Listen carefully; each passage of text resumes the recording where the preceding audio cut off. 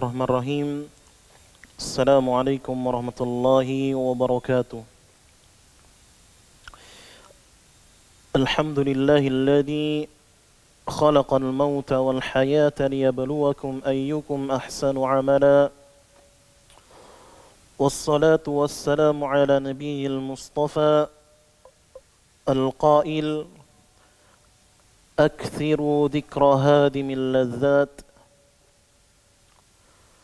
Pemirsa sekalian dirahmati dan muliakan oleh Allah Subhanahu wa taala, kembali kita bersyukur kepada Allah Subhanahu wa taala di penanggalan 3 Ramadan 1441 Hijriah ini.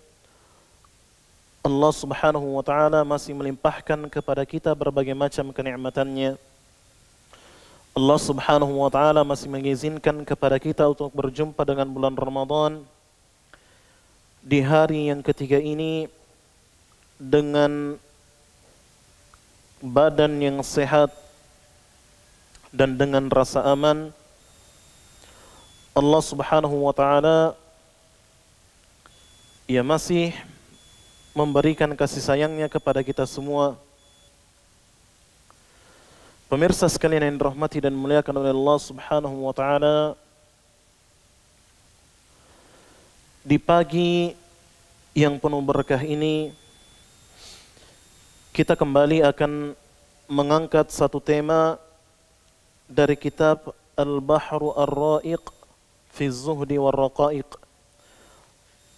Satu tema yang diharapkan dapat melembutkan hati kita, satu tema yang dapat mengubah persepsi pandangan kita terhadap kehidupan dunia. Tema yang akan kita angkat ini sesuai dengan wasiat Nabi sallallahu alaihi wasallam yang pernah disampaikan kepada para sahabatnya radhiyallahu taala anhum ajma'in. Dari sahabat yang mulia Abu Hurairah radhiyallahu an, bahwasanya Nabi sallallahu alaihi wasallam bersabda, "Aktsiru dzikra hadimil ladzat." Perbanyaklah kalian mengingat pemutus kelezatan. Kemudian para sahabat bertanya, Rasulullah, "Wa ma hadimul ladzat?" Apakah yang dimaksud dengan pemutus kelezatan tersebut? Kata Rasulullah sallallahu alaihi wasallam, al-maut. Yang dimaksud dengan pemutus kelezatan adalah kematian. Pemirsa sekalian dirahmati dan dimuliakan oleh Allah Subhanahu wa taala, mengingat kematian merupakan salah satu sebab yang dapat menyadarkan kita semua bahwasanya kita hidup di dunia ini hanya sementara waktu. Mengingat kematian akan membuat seseorang yang lalai akan tersadar dari kelalaiannya. Yang mengingat kematian merupakan salah satu perkara yang dapat menambah keistiqomahan bagi seseorang dalam beribadah kepada Allah Subhanahu wa taala, karena ia sadar bahwasanya umur yang diberikan oleh Allah Subhanahu wa taala adalah kesempatan emas bagi dia untuk mengumpulkan bekal sebanyak-banyaknya sebelum ajalnya tiba. Pemirsa sekalian yang dirahmati dan dimuliakan oleh Allah Subhanahu wa taala, di dalam hadis yang lain juga Nabi sallallahu alaihi wasallam sebagaimana yang dikisahkan oleh sahabat yang mulia Abdullah bin Umar radhiyallahu anhuma, bahwasanya ada sekitar 10 orang dari kalangan Ansar yang datang kepada Nabi Muhammad sallallahu alaihi wasallam seraya berkata dan bertanya kepada beliau alaihi salatu wassalam, Man akyasun nas? Ya Rasulullah, siapakah orang yang paling cerdas? Kemudian Nabi sallallahu alaihi wasallam mengatakan, aktsaruhum dzikran lil maut wa ashadduhum isti'dadun lahu ulaika humul akyas. Orang yang cerdas, kata Rasulullah sallallahu alaihi wasallam, bukan orang yang menguasai segala pengetahuan, bukan orang yang memiliki wawasan yang luas, bukan orang yang mengetahui segala hal. Akan tetapi kata Nabi sallallahu alaihi wasallam, orang yang cerdas adalah orang yang paling banyak mengingat kematian dan paling banyak persiapannya untuk menuju kematian tersebut. Ya pemirsa sekalian yang dirahmati dan dimuliakan oleh Allah Subhanahu wa taala, kehidupan seseorang di muka bumi ini dimulai dari dikeluarkannya kita semua dari rahim ibu-ibu kita. Kemudian setelah itu kita menginjak usia anak-anak. Setelah itu kita menjadi remaja, setelah remaja menjadi dewasa. Dan bagi sebagian kita yang diberikan umur yang panjang oleh Allah Subhanahu wa taala akan menjadi orang tua, memiliki cucu dan anak-anak. Walaupun sebenarnya sebagian besar dari kita tidak bisa mendapatkan kesempatan tersebut. Yang jelas umumnya fase kehidupan seseorang dilalui seperti itu. Setelah itu ia akan menemui suatu kepastian yang ia tidak akan pernah bisa berlari dari kepastian tersebut.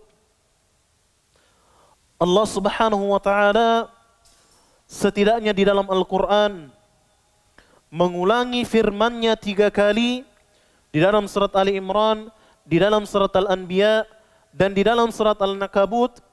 Allah Subhanahu wa taala berfirman, kullu nafsin dha'iqatul maut.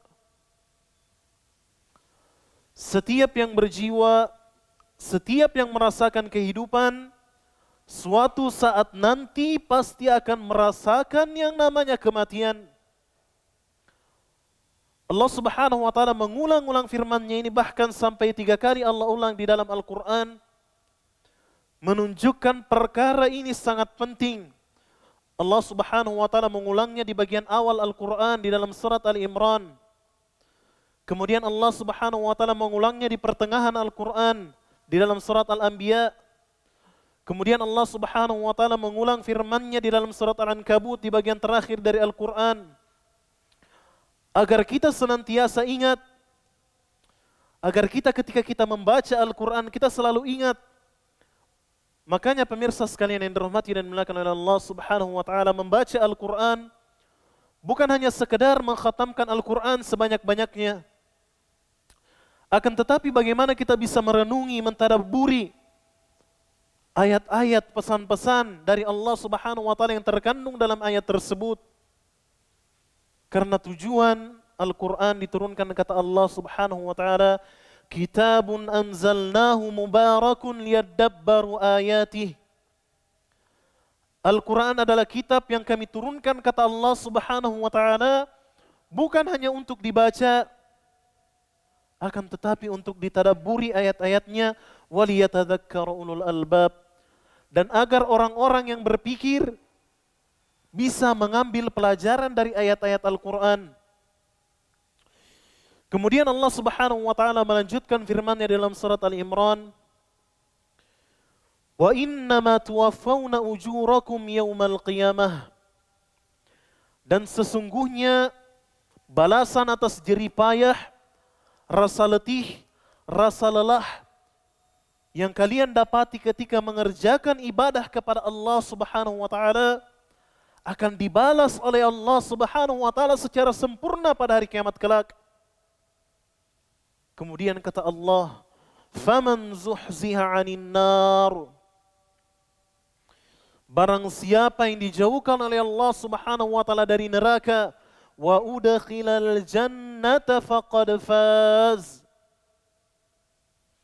kemudian dimasukkan oleh Allah Subhanahu wa taala ke dalam syurga, maka sungguh dia termasuk orang-orang yang beruntung.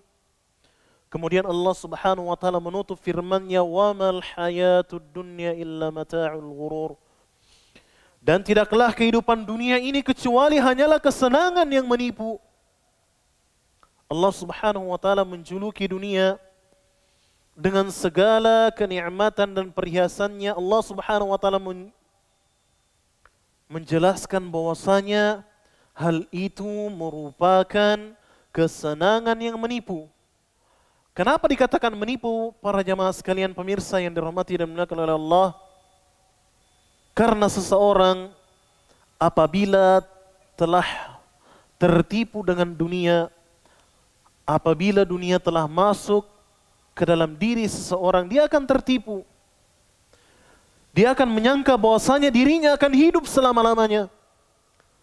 Sehingga ia lupa bahwasanya suatu saat nanti pasti akan meninggalkan dunia ini. Maka dari itu Allah Subhanahu wa taala menjuluki dunia sebagai kesenangan yang menipu. Pemirsa sekalian dan rahmati dan dimuliakan oleh Allah Subhanahu wa taala, ayat ini merupakan ayat yang sangat agung, yang apabila dibaca oleh mata, maka mata kita akan berkaca-kaca. Dan apabila didengar oleh hati, maka hati akan menjadi gemetar. Dan apabila didengar oleh seseorang yang lalai, maka dia akan tersadar dari kelalaiannya bahwasanya suatu saat nanti dirinya pasti akan menemui yang namanya kematian. Memang para jamaah sekalian, perjalanan menuju kematian merupakan perjalanan yang sangat panjang. Yang di dalam menempuh perjalanan tersebut tidak sedikit aral dan cobaan yang kita hadapi. Dan dalam menempuh perjalanan tersebut tidak sedikit pengorbanan yang kita keluarkan untuk menempuh perjalanan tersebut, yaitu perjalanan yang akan menentukan apakah kita termasuk penduduk surga ataukah termasuk penduduk neraka. Perjalanan itu adalah kematian yang akan datang menjemput kita, yang kemudian dilanjutkan dengan pertemuan kita dengan alam akhirat. Saking agungnya perjalanan tersebut, Rasulullah sallallahu alaihi wasallam pernah bersabda, "Lau ta'lamuna ma a'lam." Sekiranya kalian mengetahui apa yang aku ketahui, kata Rasulullah, "La dhahiktum qalilan wa la bakaitum katsira." Sekiranya kalian mengetahui apa yang aku ketahui, kata Rasulullah, niscaya kalian akan sedikit tertawa dan banyak menangis. Maksudnya ketika kita mengetahui hakikat kematian, ketika kita mengetahui keadaan alam akhirat dan peristiwa-peristiwa yang terjadi di sana, niscaya kita akan menyadari bahwasanya setelah kehidupan dunia ini ada kehidupan yang lebih baik dan lebih kekal. Allah Subhanahu wa taala berfirman di dalam Al-Qur'an, "Wal akhiratu khairu wa abqa."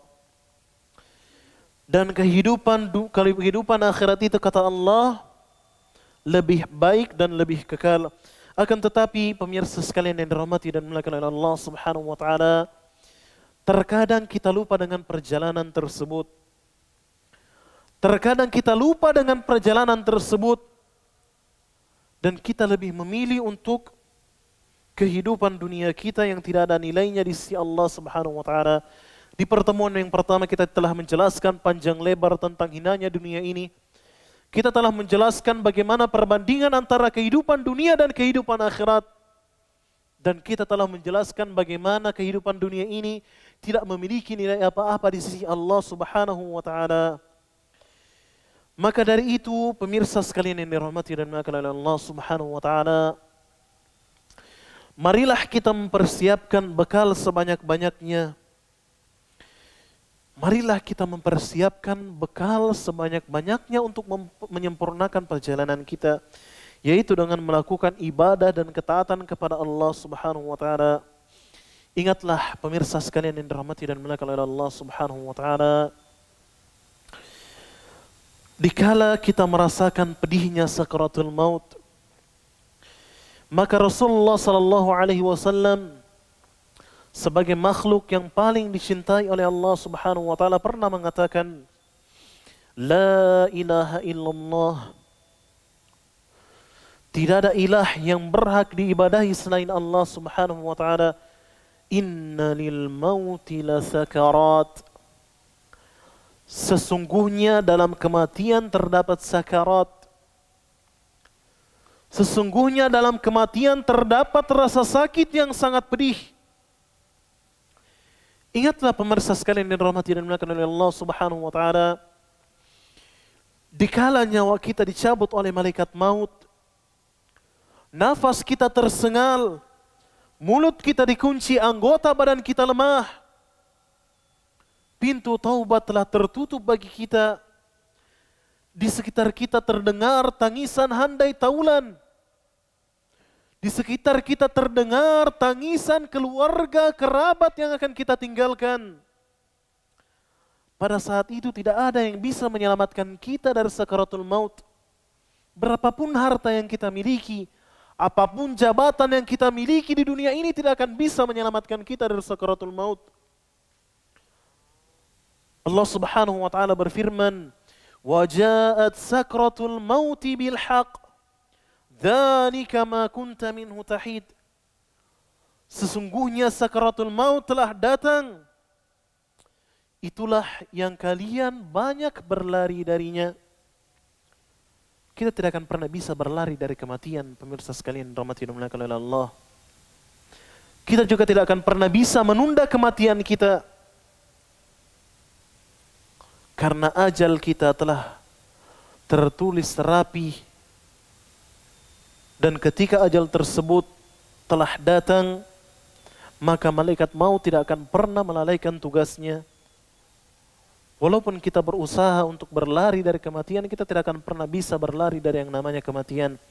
Kata Allah, "Qul innal mauta alladhi tafirruna minhu fa innahu mulaqikum." Sesungguhnya kematian yang kalian berusaha berlari darinya akan menemui kalian. "Tsumma turadduna ila 'alimil ghaibi wasyahadah." Kemudian kalian akan dikembalikan kepada Zat yang Maha mengetahui perkara gaib. Dan Allah Subhanahu wa taala akan mengabarkan kepada kalian tentang apa yang kalian kerjakan di dunia ini. Pemirsa sekalian yang dirahmati dan dimuliakan oleh Allah Subhanahu wa taala, cukuplah kematian menjadi nasihat bagi kita. Cukuplah kematian menjadikan hati kita bersedih. Cukuplah kematian menjadikan air mata kita berlinang. Perpisahan dengan saudara yang tercinta, penghalang segala kelezatan, penghalang segala kenikmatan, penghalang cita-cita kita. Marilah kita tanyakan kepada diri kita masing-masing, pemirsa sekalian yang dirahmati dan dimuliakan oleh Allah Subhanahu wa taala. Marilah kita tanyakan kepada diri kita masing-masing, kapankah kematian akan datang menjemput kita? Dan di manakah kematian akan datang menjemput kita? Wallah, demi Allah, tidak ada yang mengetahui hal tersebut kecuali Allah Subhanahu wa taala. Kata Allah Subhanahu wa taala, "Wa ma tadri nafsum madza taksibu ghada." Tidak ada satu jiwa pun yang mengetahui apa yang akan dia kerjakan di esok hari. "Wa ma tadri nafsum bi ayyi ardin tamut." Dan tidak ada satu jiwa pun yang mengetahui kapan dan di bumi mana kematian akan datang menjemputnya. Kalaulah perkaranya demikian, kita tidak mengetahui kapan dan di mana kematian akan datang menjemput kita, maka kita tidak boleh lalai. Maka kita harus senantiasa bersiap, karena kematian bisa datang kapan saja. Suka atau tidak suka, siap atau tidak siap, kematian pasti akan datang menjemput kita semua. Pemirsa sekalian yang dirahmati dan dimuliakan oleh Allah Subhanahu wa taala, marilah kita tanyakan kepada diri kita. Marilah kita tanyakan kepada diri kita, apa yang menjadikan kita terperdaya dengan kehidupan dunia ini? Apa yang membuat kita terlena dengan kehidupan dunia ini? Padahal kita tahu bahwasanya kita akan meninggalkan dunia ini. Perlu kita ingat bahwasanya harta dan kekayaan yang kita kumpulkan di dunia ini, harta kekayaan yang kita miliki tidak akan kita bawa untuk berjumpa dengan Allah Subhanahu wa taala. Hanya amal salehlah yang akan senantiasa menemani kita berjumpa dengan Allah Subhanahu wa taala. Maka marilah kita tingkatkan amalan saleh kita. Marilah kita senantiasa meningkatkan amalan saleh kita sebagai bekal bagi kita untuk menuju kehidupan akhirat kita. Saudaraku, pemirsa sekalian yang dirahmati dan dimuliakan oleh Allah Subhanahu wa taala, apakah alasan kita sehingga kita tidak beramal saleh? Apakah alasan kita sehingga kita senantiasa menunda-nunda perbuatan amalan saleh? Apakah alasan kita mengapa kita tidak menjalankan ketaatan kepada Allah Subhanahu wa taala, padahal kita tahu semua dari kita pasti mengetahui suatu saat nanti ia akan mati. Suatu saat nanti ia pasti akan meninggalkan dunia ini. Apakah kita meyakini bahwasanya kita akan lolos dari yang namanya kematian? Apakah kita meyakini bahwasanya kita bisa bersembunyi dari yang namanya kematian? Simaklah Allah Subhanahu wa taala berfirman, "Aynama takunu yudrikumul maut walau kuntum fi burujin musyayyadah." Dimanapun kalian berada, kematian pasti akan datang menjemput kalian, walaupun kalian bersembunyi di dalam benteng yang sangat kokoh. Apa alasan kita, pemirsa sekalian yang dirahmati dan dimuliakan oleh Allah? Apa alasan kita tidak mengerjakan amalan saleh dan ketaatan kepada Allah? Apakah ada kepastian yang mengatakan bahwasanya kematian kita masih jauh? Ataukah ada yang menjamin bahwasanya kita masih bisa hidup bertahun-tahun? Tidakkah kita menyaksikan pemandangan di sekitar kita, tetangga kita, kerabat kita, keluarga kita? Kematian bisa saja datang tiba-tiba. Kematian bisa datang kapan saja. Kematian akan selalu mengintai kita. Maka dari itu, salah satu tips yang diajarkan oleh Nabi Muhammad SAW, bagaimana agar kita menggapai kekhusyuan ketika menjalankan salat. Kata Nabi SAW, "Sallu salata muwaddi'." Salatlah kalian seperti salatnya orang yang akan meninggalkan dunia ini. Ketika kita salat, hendaklah kita hadirkan di dalam diri kita bahwasanya salat tersebut merupakan salat terakhir kita. Hendaknya kita hadirkan ketika kita akan mengerjakan salat bahwasanya ada malaikat maut yang bersiap-siap kapan saja akan menjemput nyawa kita. Mungkin di pertengahan salat kematian akan menjemput kita. Mungkin setelah salat kematian akan datang menjemput kita. Dan bukan termasuk hal yang mustahil, pemirsa sekalian dirahmati dan dimuliakan oleh Allah. Bukan termasuk perkara yang mustahil bahwasanya kematian akan datang menjemput kita 1 jam ke depan, atau 1 hari ke depan, atau 1 bulan ke depan, atau 1 tahun ke depan, wallahu taala alam. Hanya Allah Subhanahu wa taala yang mengetahui hal tersebut. Jika demikian halnya, pemirsa sekalian yang dirahmati dan dimuliakan oleh Allah Subhanahu wa taala, lantas apa alasan kita untuk tidak beramal? Apakah kita termasuk orang-orang yang menginginkan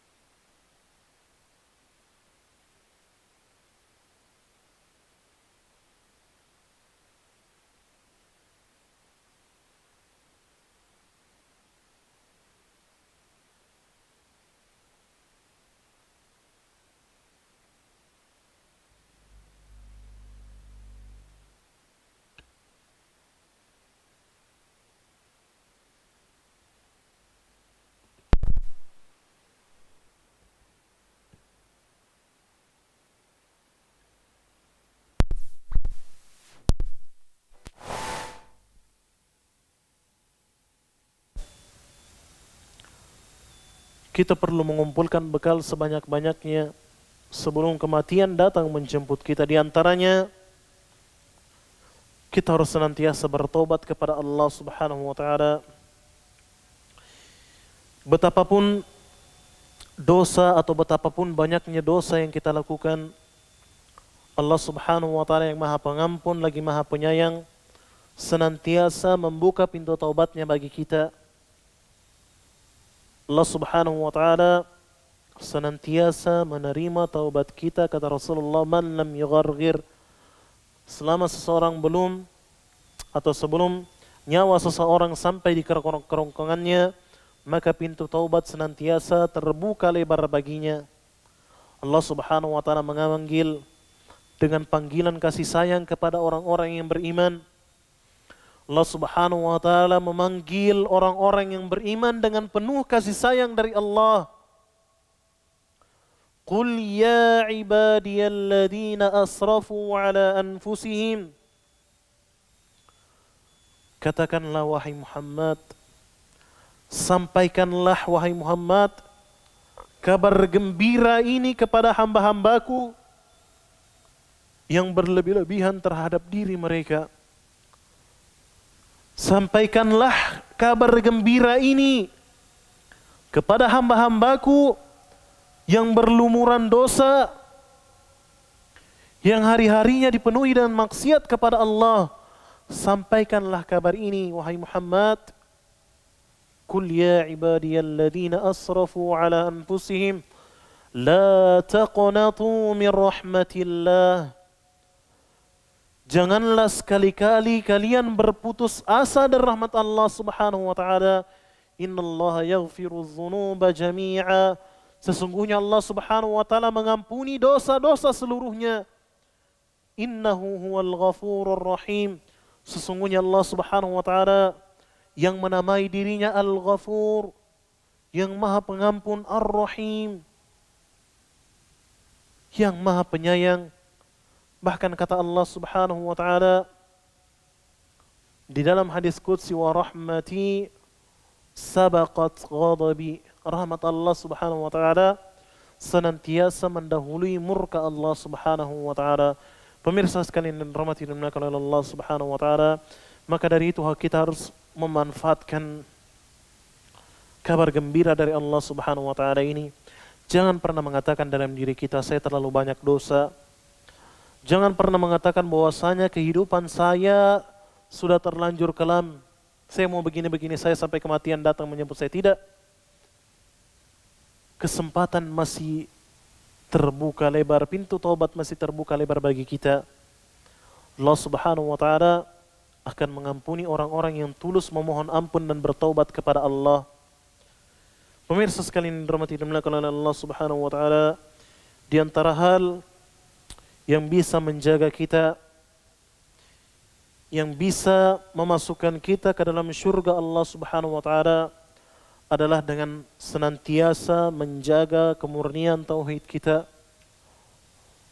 Nabi SAW pernah mengatakan, man laqiyallah la yushriku bihi syai'an dakhala al-jannah. Barang siapa yang berjumpa dengan Allah Subhanahu wa taala dalam keadaan tidak pernah menyekutukan Allah dengan sesuatu apapun, maka dia akan masuk ke dalam syurga. Sebaliknya, wa man laqiyahu yushriku bihi dakhala an-nar. Sebaliknya, barang siapa yang berjumpa dengan Allah dalam keadaan menyekutukan Allah, maka dia akan masuk ke dalam neraka. Dan juga di antara perkara-perkara yang perlu kita jaga sebagai bekal untuk kita sebelum kita berjumpa dengan kematian adalah dengan menjaga salat 5 waktu. Ya, sebagian kita dapati kaum muslimin bersungguh-sungguh dalam mengerjakan puasa, bersungguh-sungguh meninggalkan makan dan minumnya. Akan tetapi yang mengherankan, ia tidak mengerjakan salat. Bagaimana puasanya akan diterima? Bagaimana puasa seseorang akan diterima apabila ia tidak mengerjakan salat? dengan alasan bahwasanya ada hadis yang menyebutkan bahwa padahal hadis tersebut merupakan hadis palsu, bahwasanya tidurnya orang yang berpuasa adalah pahala, sehingga waktunya Ramadannya ia habiskan untuk tidur. Habis sahur tidur, salat subuh terlewati, pagi beraktivitas sedikit, kemudian tidur lagi, salat zuhur ketinggalan, salat asar ketinggalan, kemudian berbuka puasa, terlalu kenyang, terlalu banyak dimakan, lupa mengerjakan salat maghrib. Ya karena terlalu mengantuk lagi, akhirnya tidur, ya tidak mengerjakan salat isya, salat tarawih juga terlewatkan. Bagaimana seseorang akan mendapatkan ampunan dari Allah Subhanahu wa taala dari ibadah tersebut? Padahal ibadah puasa merupakan ibadah yang sangat agung. Maka Rasulullah sallallahu alaihi wasallam memberikan jaminan bagi orang yang berpuasa. Kata Nabi sallallahu alaihi wasallam, "Man shoma Ramadhana imanan wa ihtisaban, ghufira lahu ma taqaddama min dhanbih." Barang siapa yang berpuasa di bulan Ramadan dengan penuh keimanan kepada Allah dan mengharapkan pahala dari Allah Subhanahu wa taala, maka niscaya dosa-dosanya yang telah lalu akan diampuni oleh Allah Subhanahu wa taala. Maka dari itu, pemirsa sekalian yang dirahmati dan dimuliakan oleh Allah Subhanahu wa taala, marilah kita memanfaatkan umur yang diberikan oleh Allah Subhanahu wa taala untuk mengumpulkan bekal sebanyak-banyaknya untuk menyempurnakan perjalanan kita menuju kampung akhirat. Dan sebagaimana telah kita sebutkan, jalan kebenaran, jalan orang-orang soleh, jalan penduduk syurga telah jelas, dan jalan orang-orang yang sengsara, jalan penduduk neraka juga telah jelas. Pilihan ada di tangan kita masing-masing. Maka dari itu, marilah kita senantiasa memohon ampunan kepada Allah, memohon ridha dan taufik dari Allah Subhanahu wa taala agar kita diberikan kemudahan dalam memanfaatkan sisa umur kita di dunia ini untuk menjalankan ketaatan kepada Allah, dan kita memohon ampun dan bertaubat kepada Allah dengan taubat yang sebenar-benarnya atas segala kelalaian yang telah kita lakukan, atas segala dosa-dosa kita yang telah lalu. Semoga Allah Subhanahu wa taala senantiasa mengampuni dosa tersebut. Kita cukupkan majelis kita pada pagi hari yang penuh berkah ini dengan doa keputusan majelis. Subhanakallahumma rabbana bihamdik, asyhadu an la ilaha illa ant, astaghfiruka wa atubu ilaik. Assalamualaikum warahmatullahi wabarakatuh.